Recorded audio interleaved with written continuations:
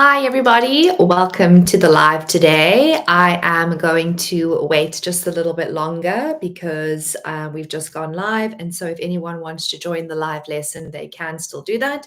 So we're just going to give everyone a couple of seconds because the moment I go live, they get a notification. Just to clarify what we're doing today, we are doing a whole lesson on evolution. We are going to do like a quick recap about speciation, natural selection. I'm going to mention a little bit about artificial selection as well. We're going to focus on like how you're going to answer this in the exam, because obviously the mock exams are coming up soon, so we need to prepare for that. And then last but not least, we'll then go into human evolution. I'll clarify a couple of things for you so that you all know how to study for evolution, what's really important and what's not really important. And I think something that a lot of you need to get your hands on if you don't have it nearby is your exam guideline, because I'm going to refer to it many, many times in this lesson. I'm actually going to use a screenshot of it as well. So I'll also show you that too. And yeah, the last thing I want to say is, members, don't forget to ask questions. There is it's on the side for you, your chat. You can ask me questions. I'll check the chat regularly once we go through this lesson to see if there's anything that you want me to clarify. And of course, if you can't stick around for the whole lesson, don't worry, guys. It is saved after this. You can come back to it. You can watch it again. And it'll be easy to find because it'll be under our live lesson playlist together. So enough talking from me. Let's dive in. We've got a lot to cover. And so I'm quickly going to share my screen with you. Here we go. So now you can see where we're at. Okay. Right, let's dive into evolution, everyone. So what we're going to do is we're going to cover the basics of evolution today, and we're going to then apply it to different circumstances. So what I've actually started constructing here is one giant mind map with everything about evolution on it at once. And so we're going to zoom in on parts and link them together. So first things first, let's begin with the basics of evolution. Now, you may have already learned about Darwin and Lamarck. I'm going to spend most of my time speaking about Darwin. And if we have time, I'll recap Lamarck as well. But Darwin said that we need certain qualities for evolution to occur, right? So first thing he said was we need a population with variation. In other words, we need variety in our population for evolution to take place. And in this example here, we have some beetles that come in a variety of colors, right? And hopefully you can already imagine that different colors have different advantages. The next thing that we need is that variation is linked to the organism's success. And when we talk about success, what we actually mean is, can they survive? Does that trait enable them to be better at surviving? And so in this example here, we can see a bird is picking off different beetles, specifically the green ones, because they're not camouflaging, right? So they're easier to see. And so it's less likely that they will survive if they're green. That is what we would call a selective force. And in this instance, it's predation. It's the bird preying on the beetles. But you also get selective forces like diseases. You also get selective forces like the environment, like climate change. So a selective force is simply something in nature that is deciding what does and doesn't survive. The next thing that's important, and this is key in Darwinism, is that the trait must be heritable. In other words, it needs to be passed down in generations. It cannot like in Lamarckism, it cannot be a phenotypic change that is passed down. In other words, you can't dye your hair a different color and then pass that new color onto your children. Likewise with these beetles, they have to have the gene to be brown or the gene to be green. They can't change their color, so they can't wish themselves a different color. It has to be in their genes, it has to be in their DNA. And so that eventually, over time, with these three things combining together, a population will undergo selection over time, and the green beetle is favorable. Now, something I want to clarify when we speak about this whole process and we speak about Darwinism, which is ultimately what I'm summarizing here, is that we haven't made a new species at the end of this. All we've done is we've selected for brown being the favorable trait or brown being the favorable color. We could still get green because, as we know in genetics, green can reappear as a favorable color, right? It can come back in fashion, you know? Now, if we take these ideas, how are we going to use them and how are we going to apply them in our exams? So, this then is going to allow me to look at natural selection and Darwinism. So I'm going to get both of the pictures in the shot here for you, but I'm going to move it around a bit too so you can see it just now. But what I have here is I have a diagram that's going to help me explain natural selection in more detail. And then on this side, don't worry, I will move the page.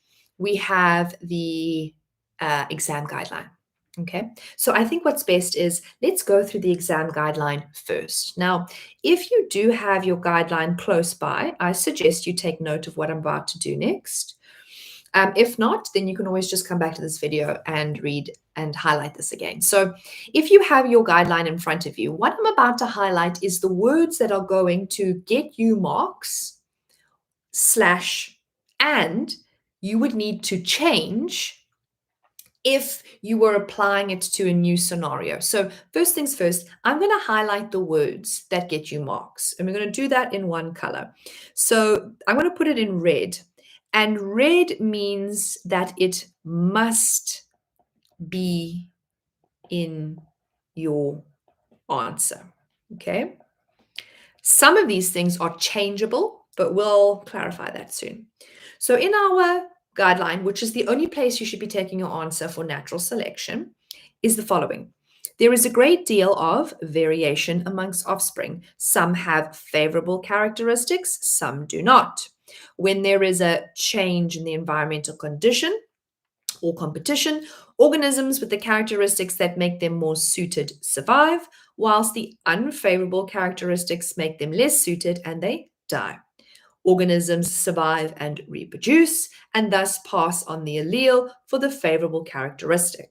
The next generation will have a higher proportion of the favorable characteristic. Now, those pieces in red must be in your answer. If they ask you in the exam to explain natural selection in general, this is what you are going to write. You're not going to write anything else. This is what you're going to give them. However, let's say, for example, if we zoom out and we look over at my example here with my birds and their beetles, if they were asking you how natural selection is occurring in this instance, now you must substitute in the example. In other words, you cannot leave it as a general answer. You have to substitute in your answer about the color of the beetle, who's the favorite color, who's not the favorite color, and what is the selective force, which in this case is a bird. Okay, so if we take a closer look at this picture quickly, just make it fit in my screen. There we go. I'm going to point out a couple of things to you. So first things first, we're following the rules of natural selection and Darwinism. There is a population. There is variation. We have green beetles and we have orange beetles. Now, the next thing is we have a selective force, which in this case are these birds. And they are selecting green as the unfavorable trait because they're eating it, they're preying upon it. And they keep doing that over generations, where slowly but surely the favorable trait, which is the orange color, is passed on. The allele, the gene for orange, is passed on. And so that eventually over time, there is a higher proportion of orange beetles compared to green. Now, did we lose green? No, we didn't lose green, everybody. Green can still be there. Remember, you get recessive traits. You get traits that, although not favorable, can still exist in the population. There might be a green beetle that's dodged all the birds, okay? And so at this point, how would we take this example with our birds and our beetles and apply it to the question so we get full marks in the exam. So let's go back over to our exam guideline answer. Now, what I'm going to do is I'm going to change color, and the things that I put in a different color or I highlight in green here are what you are going to substitute in. In other words, you are going to substitute in the question. In other words, you're going to substitute in about the birds and the beetles, right? So here we go. There is a great deal of variation amongst, and now for variation, we're not going to say offspring. We would apply in the following: color of beetles, right? So you can still say there's variation, that stays the same, but some have the favorable traits. Now, we can't just leave that as favorable. So instead, some you can say are orange. I hope you can see me squeezing orange in there. And some are green. So basically, I'm substituting it in for these two here. When there is a change in the environment, is the change? The change is the bird, the predation. So when there is predation, and if you don't want to use the word predation because you won't remember it, that's fine. You can say when a bird eats the beetles or chooses the beetles to eat, the organisms that are more suited, the beetles, so where it says organisms, I would replace that with beetle, with the characteristic makes them more suited. Now, which characteristics? That's going to be being green. So the more suited are green, those survive. Whilst the organisms with unfavorable, oh, sorry, not green. I beg your pardon. It's not green. Whoopsie. That's my mistake. I'm going too quickly. It's actually orange. They are the favorable color. Let me go back there and just fix that. This should be orange. They survive while the organisms with unfavorable characteristics makes them less suited and they die, right? And that would be the green. Organisms that survive reproduce. Which organisms? Well, those are the beetles and those are the orange. They reproduce and they pass on the allele for orange. The next generation will therefore have a high proportion of orange beetles or orange scales or whatever the thing is. In this case, it's beetles. Okay. I think we're all on the same page here, and that is how you will get full marks. The red things are things that never change. It's a template answer. It's fixed. Everything that I've added there in green is when I'm substituting in an answer in order to help me answer this, right? Now, if you have any questions about natural selection, please let me know. Otherwise, we're going to move on to speciation, and I won't, take a break. I won't stop. So we're done covering the first 2 points about evolution, one of them being about natural selection and the other being about Darwin and how Darwin said you needed certain things or certain characteristics or qualities to be able to experience natural selection. But now what happens if you're going to make a new population? So we're going to make our way over here to a different group of beetles. Now, again, I have a picture here to help me explain, and then I have the formation of a new species explanation from your guidelines. So first things first, I'm going to refer to my beetle population. And I want you to know that a beetle population like this and like the previous one, it could become a new species, but it doesn't have to. There's one very important thing that must happen for them to become a new species. So just to clarify, these beetles that we spoke about earlier with my birds, they are not a new species. We just selected for orange as being the favorable trait and green the unfavorable. But those green and orange beetles are still all the same species. If, however, you introduced one very important fact, which would be separation, you would be able to create a new species. And so that is where we get to when we look at this diagram here. And so let me do the diagram first, and then I will reference the guideline below. So once again, this explanation starts with there is variation, okay? So as you can see, there's a population of beetles here. Once again, there is variation, and you can see there's variation in their colors. And you can see they're not all the same shade of brown. Now, this time, instead of there being a selective force like a bird, the one population, gets split into two. And in this instance, we have a river, and we call this a geographical barrier. Now, this barrier can be a river, it can be a lake, it can be a pond, it can be a canyon, it can be a valley, a mountain, it can be anything, it can be the ocean, okay? It can be anything. But you need to be able to identify the barrier from the paragraph, generally speaking. And so in this instance, it is a river, and it's separated this one population of beetles into two. Now, what does that barrier represent? What the barrier represents, or what it equals, is no gene flow, which is a fancy way for saying population number 1 cannot reproduce with population number 2. They can't get to each other. They're separated from one another, okay, because of the water. These beetles, they can't fly, they can't swim, and so if they're separate, they can't reach each other, okay? So there's no gene flow, they can't reproduce with each other. So if anything happens in population 1, it will never be able to be passed on to population 2. There won't be any, if there's a mutation, for example, it can't be passed on. If there's any favorable adaptations, it can't be passed on. And so what happens is population 1 experiences their environment very differently from population 2. Perhaps population 1 is on a forest side of the river, and population 2 is more on a desert side.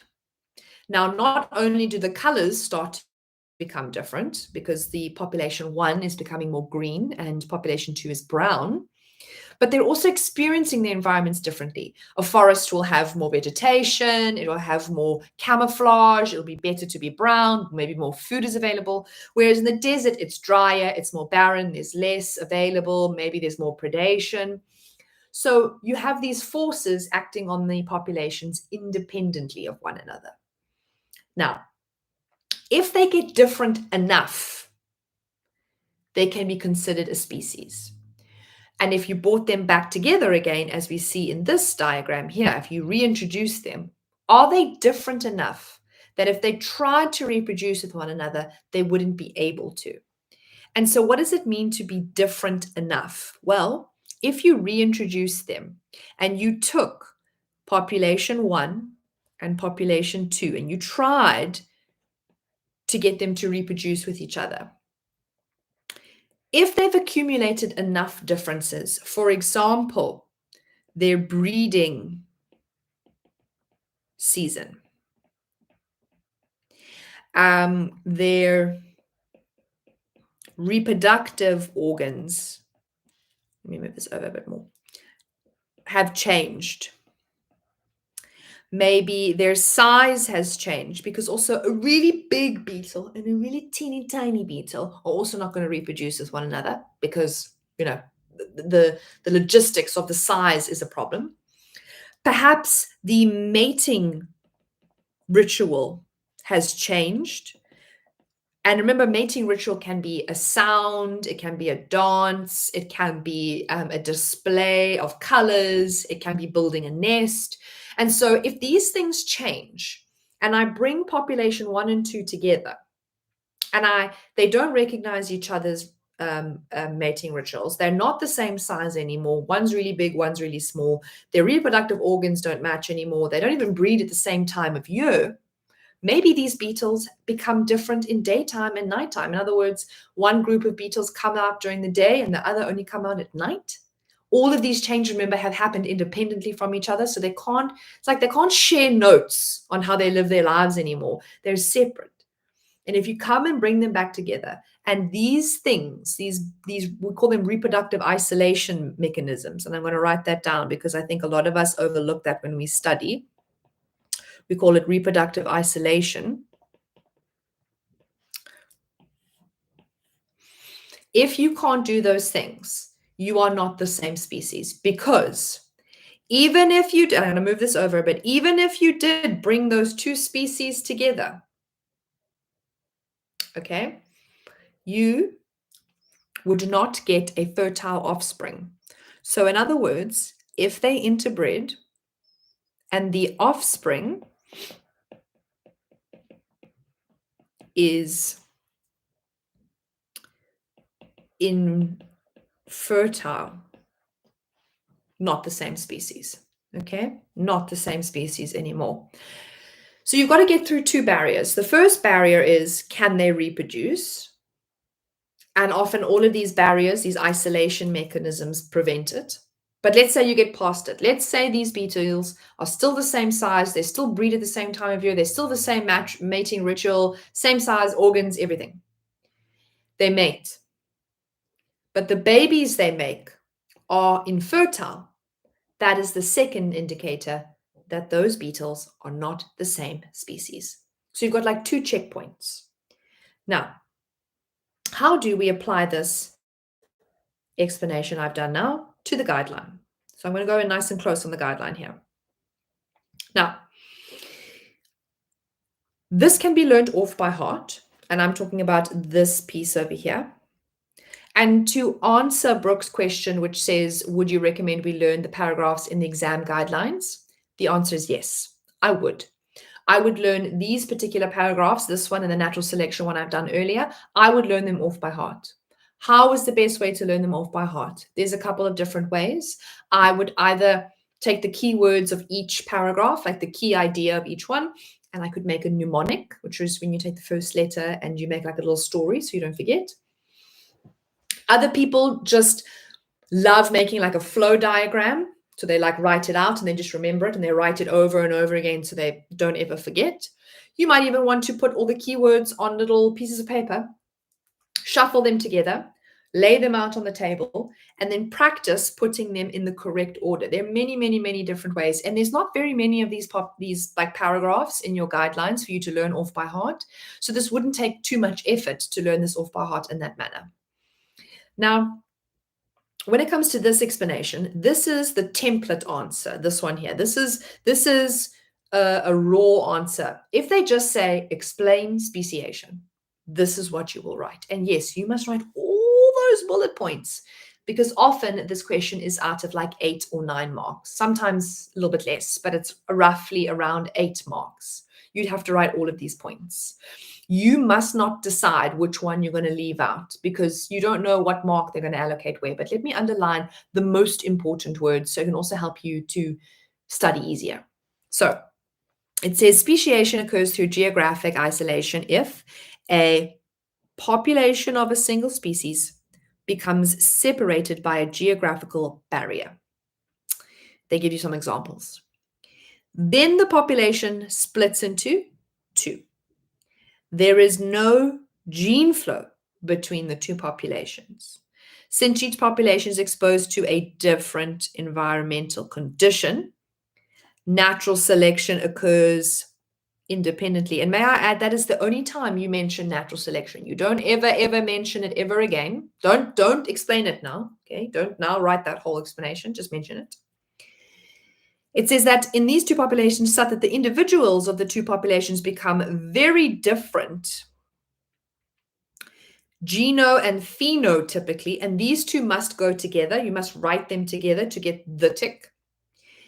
Even if the two populations were to mix again, they would not be able to interbreed. Remember, that was that reproductive isolation, so they can't interbreed with each other. They can't physically get together.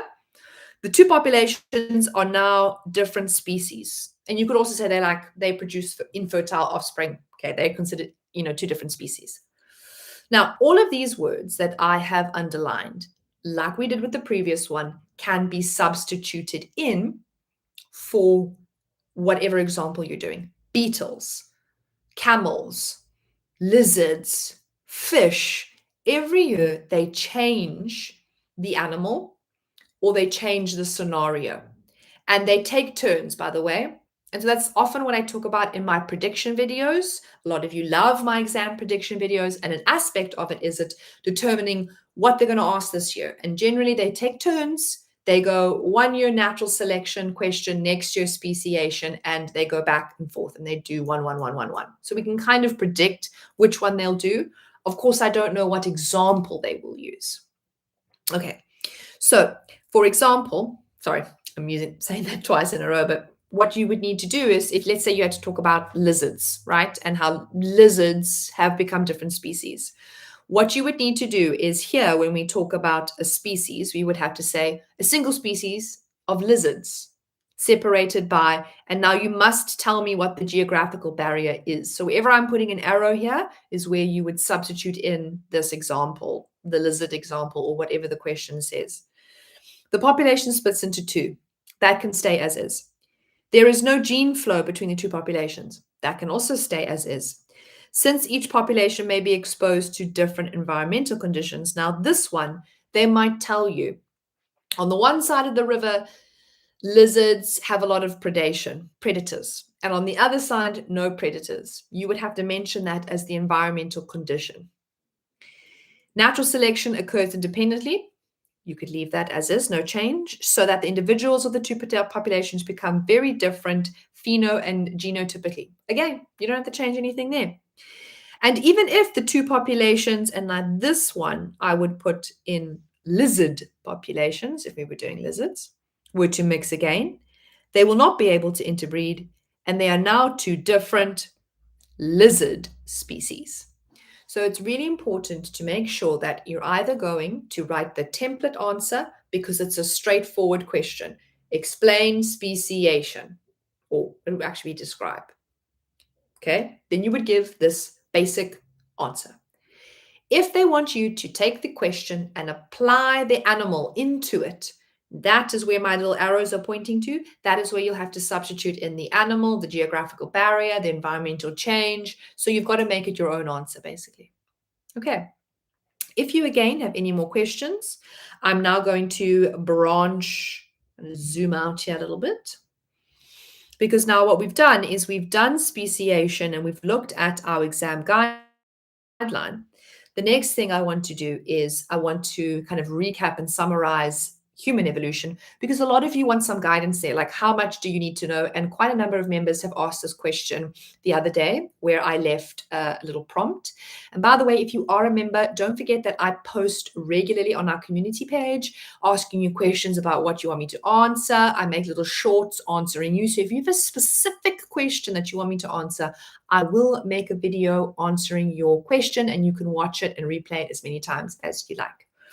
So again, if you have any questions, you can pop it in the chat. Otherwise, I'm going to dive into human evolution. Okay, so what I have alongside here is I have the guideline, and I have cut and paste out the most important part to us right now, which is the evidence of common ancestors. And then I also have a little skull there on the side, and I'm going to just clarify a couple of things for you. So a lot of matrics are nervous about how do they study for this section, especially because their textbook has like way too much information in it. And to be honest, it is way too much. So first things first, you actually need to learn a lot less than you think. And you probably will spend too much time learning these topics. You should actually simplify. And let me tell you what you can do and what you can simplify so that you don't miss anything important. And just a reminder, if you are a Rescue Me member, you have access to my study guide. It's for free. It is in your membership perk page. And so you can get it and you get access to it. And you can, all of the summary is in the cheat sheet. Okay. So looking at the guideline, I want to bring your attention to this point over here, the anatomical differences between African apes and humans. Now, you'll see that there is a list of the following characteristics. So let me clarify a couple of things. Yes, you will need to know what all of these characteristics are. So you need to know what they are, like where to find them. You also need to know what skeletal or skeleton structure is like linked to it. So, for example, under bipedalism, you need to know where the foramen magnum is, what does the spine look like, and what does the pelvic girdle look like. For brain size, they're talking about the cranium. For teeth, they're talking about the canines. For prognathism, they're talking about the slope of the face. For palate shape, they're saying the shape of the palate. The cranial and brow ridge, is it absent or present? So I know I've listed all those things now, but let's just quickly move that over a little bit so I can refer to the picture alongside. Now, I have experience identifying this, but I automatically know what kind of skull that is and who it belongs to. But I'm going to tell you some ways to know what you're looking at. But let's run through this. So the foramen magnum, the spine, the pelvic girdle, we can't see that in this picture, but we can do the others. And we're going to start off with brain size. And when we talk about brain size, we're talking about the cranium. This is a small cranium. You'll see now, I'm going to show you another photo where there would be an even bigger one. Next is dentition. Look how big those canines are. That's a very large canine. And when you have a large canine, you're probably not cooking your food. You're probably eating raw food. And that means that this is an old skull. This isn't going to be a human. It's going to be like an Australopithecine, so like Africanus or Afarensis. The next thing that's going to help you identify skulls is the prognathism. And what is that, ma'am? Well, it's a really fancy way of saying the slope of the face and the size of the jaw. You will notice the skull has a sloped face, whereas humans have a flat face. We have a flat face. Our profile is flat, okay? Our jaws are also really small. So if you see a lineup of skulls, we will have the smallest jaw and the flattest face. Little top tip, everybody. When you talk about prognathism, so this one over here, you should say you should not say no, no, no. So I'm going to say no. You should not say more prognathism. What you should say, which is the yes, is it either is or is non-prognathous. So you can say a non-prognathous jaw or face and a prognathous jaw or face. So it's either non-prognathous or prognathous. There is no more or less. If you write more or less, matrix, you're going to get this wrong. We don't want to get it wrong, okay? Next, let's move on. The palate shape we can't see in this picture, but I want to just remind you that the palate shape is referring to whether we have a rectangular palate, which is what our old ancestors had, or a rounded parabolic or hyperbolic palate, which is what we have. So we have a rounded set of teeth, and that also affects what our face looks like. The final thing we need to look for in a skull is going to be our cranial ridge, which is difficult to see in this picture because we're actually pointing to this line at the top here. It's like a fin of bone. We don't have one. We're smooth, whereas our ancestors would have had it going down the middle, and gorillas have it still too. And finally, brow ridges, which we're talking about this bone over here. And you can see how it hangs over the eye. Those things you need to be able to do the following. So make a list of this, write it down. This list, you need to be able to identify them in a picture and then give a reason for why that skeletal structure is there. So like the palate shape, why is it that shape? The teeth, why are the canines big and then the canines small? For bipedalism, those three, the foramen magnum, the spine, and the pelvic girdle, I'm going to talk about those now too. Those are really important because they're evidence for bipedalism in a skeleton. Now, in order to help me out here a little bit, I'm going to have to change my picture and just show you how I've applied this to the foramen magnum and the pelvis and everything else we couldn't see in that picture. So now often what you have to do is you have to talk about differences in skeleton that you can see here. So we have a human on the left and we have a gorilla on the right. And the most important thing that we can first see here are these pelvic girdles, these hip bones. When you are telling the difference, and you must know this important difference because this bit here that I'm doing right now is all about being bipedal or having bipedalism. So if you're ever asked to give evidence, I'm giving you the evidence that you're going to give. When we talk about being bipedal, one of the things that we can talk about is the pelvis. And so if you compare these two pelvises, they are different in width and length.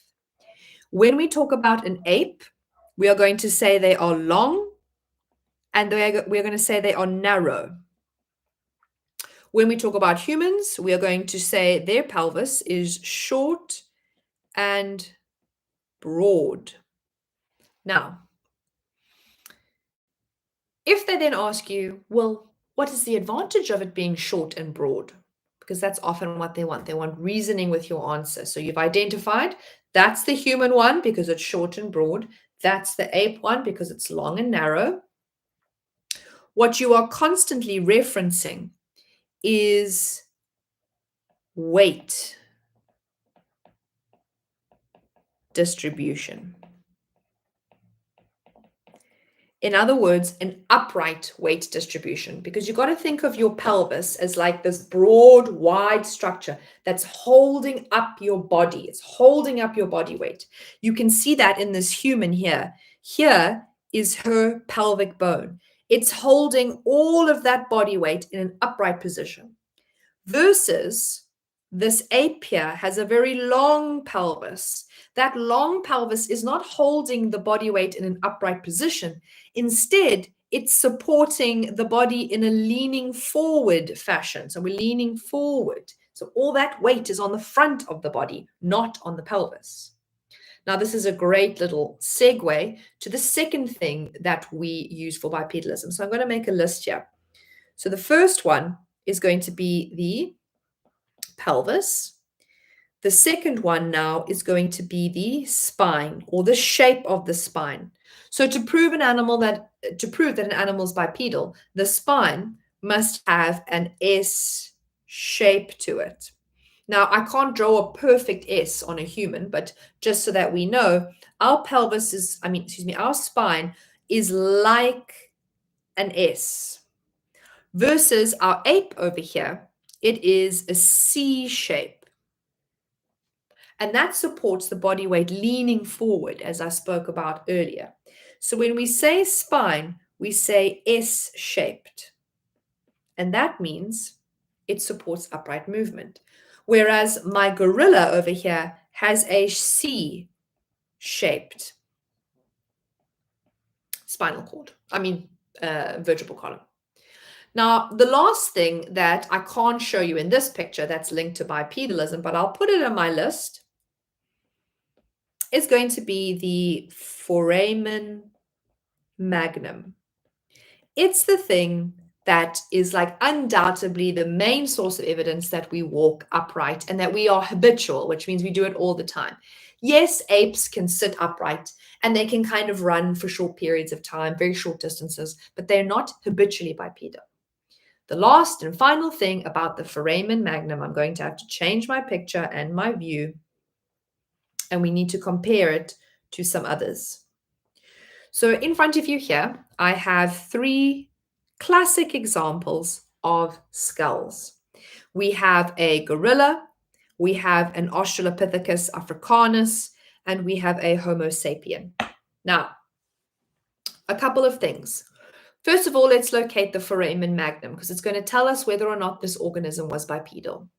Here is the foramen magnum. It is the opening into the skull where the spinal cord leaves the brain.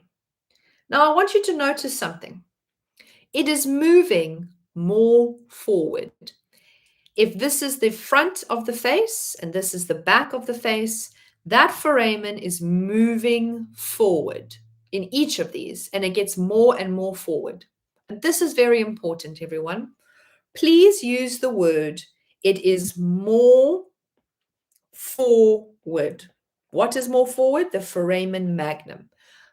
Do not, I repeat, do not call it central. You will get no marks for that. All you have to say is that the foramen magnum is placed more forward. See, I almost made a mistake now. More forward. If you use the word central, you will lose marks. You won't get any marks. So if we were to rank these individuals from most to least, or from the organism that spends the least amount of time on its two legs to the most, we would start with the gorilla. And then as the foramen magnum moves to the center or moves more forward, see, I keep doing it, everyone, even I'm making a mistake. As it moves more forward, the Africanus to the Homo sapien, the foramen magnum is moving forward. Now, I also really like this picture because you can actually compare some of the other things I mentioned earlier to you about the skull and things that you would need to be able to do. Now, if you're wondering how they're going to ask questions on the skulls and then comparing, this is one way they can do it. They can leave out the labels. So imagine these labels are not here.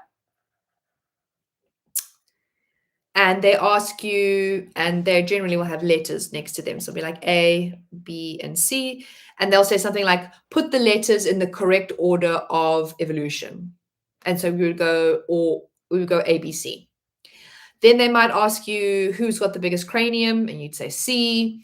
Then they might ask you to draw a table of the differences between B and C.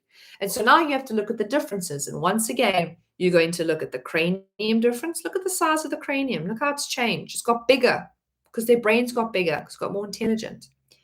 Look at the brow bone present, no brow bone. Look at the slope of the face. It's not as sloped as the gorilla, but there's definitely a slope there versus the human, flat face. So prognathism, everyone. This skull and this skull have prognathism. The human skull at the bottom has no prognathism. You could also talk about the canines. The gorilla has really large canines, whereas the Australopithecine has reduced canines, if not at all. It's got a really big jaw. So again, another source of prognathism. We can't see, we can, I beg your pardon. We can see the palate in this picture too. So do you see how this is a very rectangular palate?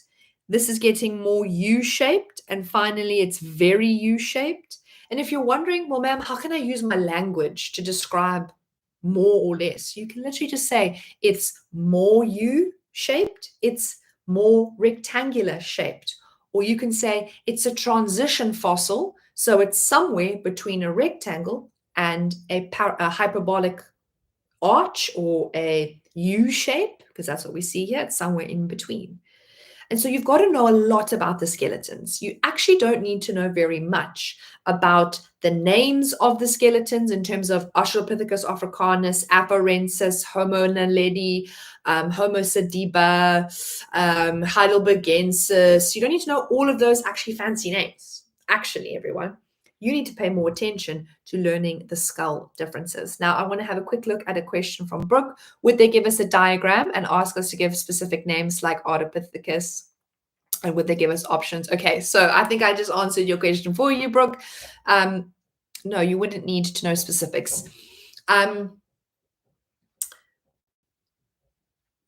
They know that you're not paleontologists. They know that you really don't have the knowledge to identify from just one picture. Is this a Homo sapien or is this an Australopithecine? What they will do, though, is they will give you options. They'll say this. They'll say, out of the three skulls, A, B, or C, which one is the Australopithecine? Or which one is Australopithecus africanus? And you'll have to pick which one, which in this case would be B. If they say to you, maybe something like, if there was another Australopithecine here, and remember, there are two we need to know, which would be Africanus and Afarensis, and Afarensis comes before Africanus. Let's say those are the two pictures. And they said, which one came before which? So which one came before which? what they want you to do is they want you to decide which one is the older skull. And remember, the older skull will have the bigger features. It'll have the bigger jaw. It'll have the more slanting jaw. It'll have the bigger brow ridge. It'll have the bigger teeth. And so even if you don't know the name of the organism and you just see the two names and it says Africanus and Afarensis, what you need to know is which one is the older one, and the older one will always have the bigger features. Now, I'm just going to actually show you that by showing you a quick picture. Let's say you were given this image in the exam, but now we're going to pretend, okay? We're going to pretend that there's no labels here. And we're also going to pretend they're not in order, because they are actually in order going from left to right. How would you place these in order? Number one, you are obviously going to look at the size of the cranium, the jaw, the teeth, the brow bone, and you'll be able to place them from left to right. Luckily, these are all in place. They're going to ask you questions about why things changed. They're going to ask you, why did the brain get bigger? It got bigger because we could cook our food with fire and we could eat better. Why did the teeth get smaller? Why did we lose those big canines? Because we chewed less, because we had fire. Another question. Why did the brow ridge disappear? And this is actually all linked to eating. Well, it disappeared because our big chewing muscles didn't need to attach to the whole side of our face. So our chewing muscles got smaller and we ate better. And so our brains got bigger because we got more nutrients. So I think what I'd like to say and what I want to take away from this second last thing that we're going to do is I need everybody to know their skeletons really well and what each of those skeleton features do for you in identifying a hominid and identifying, was it bipedal, was it not bipedal? Did it have a brow ridge? It didn't have a brow ridge. That's what you should be spending your time on. And again, I have a fantastic summary of everything in one table that you just have to learn. And the table is actually really easy to learn from in my guide, in my study guide. So I want to just revisit what we spoke about earlier with the guideline here and my little example skull, is that we've gone through the anatomical differences, but the final piece of the puzzle, the piece that often sends people into another realm, is this lines of evidence and fossil evidence. Like, ma'am, how much do we really need to know? Okay, I'm going to be very honest with you. You need to know a lot less than you think, because the key means that for Ardipithecus, Australopithecus, and Homo, you need to see the trend in how, as we go back again, how bipedalism formed over time, how the brain got smaller, how the prognathism got flatter, the palate, the cranial ridge, the brow ridge, how all of those things changed. Most of them changed in size. So, for example, the cranium got bigger, but the teeth got smaller. That's a trend. And so if you know what the trend was for these three, you should be able to place them easily, because you're starting from, if you're talking about the cranium, you're starting with Ardipithecus with the smallest cranium, Australopithecus with a medium-sized cranium, and Homo group, biggest cranium. If we talk about teeth, Ardipithecus, big canines, Australopithecus, medium-sized, reduced, they're getting smaller. Homo, smallest canines. So it's a trend over time. Last but not least, I want to also make sure that you know this, but it says the age of each fossil. Now, people go home and learn this off by heart. Like they learn that it was 3 million years ago and it was 3.2 and 2. No, I'm going to stop you right there. You don't need to know the actual age, okay? Because that's a waste of time. Most of the time, what they give you is a little timeline with the numbers on it anyway. What you actually need to know is you need to know the fossil site, and you need to know like who, when, why it happened. So where it was found. So let me explain. For fossils, I need you to know an example of the fossil. So the name of an example, like Mrs. Ples, Taong child, Littlefoot. Okay, so you need to know an example for Ardipithecus, which is just Ardi, Australopithecus, which could be Mrs. Ples, could be Lucy, and Homo, us humans. We don't actually have fossils, although there is one, I think it's called the Homo remains, but that's besides the point. You need to know the example. You need to know who found it, and you need to know where they found it. And so again, was it Robert Broom? Was it Raymond Dart? Was it in Ethiopia? Was it in Tanzania? Was it in South Africa? You need to know that. You need to know those three things on the fossil names. Don't learn how long ago they were found. They're not going to ask you, when was Australopithecus alive? 3.2 million. You don't have to know that. They will give you a picture with the number on it, and you'll have to read it, kind of like a phylogenetic tree. And I think that's it for today, guys. Unless there's any more questions that you want to ask me, we've done quite a bit. We have summarized a huge amount of content, and there's even still more that we could do on evolution. If I kind of zoom out here, we've covered the key topics of evolution. We went into Darwinism, we went into speciation, natural selection, then we moved on to humans. The only things I never covered today in too much detail would be artificial selection. And by the way, if you want to know how to write the answer for artificial selection, surprise, you just take the natural selection answer. Okay, you just take that one, this one from the guideline. And instead of saying favorable and unfavorable, you just substitute the word with desirable. So the desirable trait of lots of milk, the desirable trait of high yield of tomato. That's it. And oh, one more thing, the selective force or the environmental condition, that's humans, that's us, that's farmers. So there's no change in the environment. It's humans are the change in the environment. Okay. Otherwise, I think that's where I'm going to leave it today, unless anyone has a question for me, and I'm going to wrap it up. If there's anything that you want to go back and watch again, when we finish the live, it auto uploads, so you can check back shortly and you can watch anything that you need again. Thank you so much for everyone who's joined me today. Please leave a comment on this video if you have a question that you think of later, and I'll be able to answer you. Because members come up differently in the comment section. You've got your little badge next to you, so I know that you're a member. And don't forget, I leave posts on the community page asking you Q&As. Would you like me to answer any one-on-one questions? And I mean one-on-one. Like if you ask a question, I'm going to be making a whole series of little short videos answering those questions for you.